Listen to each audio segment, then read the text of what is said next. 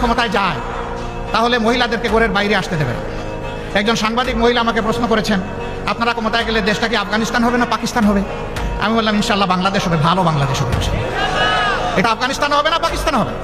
আমার টুইটার, যেটাকে এখন এক্স বলা হয়, এই অ্যাকাউন্ট হ্যাক করে এখন থেকে ধরেন 15 ঘন্টা আগে অত্যন্ত বাজে অরুচিকর কুরুচিপূর্ণ মাদেরকে নিয়ে একটা বক্তব্য দিয়ে দিছে, আমারটা হ্যাক করে। একটা দল দেখলাম যে হই হই রই রই করে মিছিল শুরু করে দিচ্ছে। যারা মাদেরকে সম্মান করতে জানে না তারা এখন মিছিল শুরু করে দিল।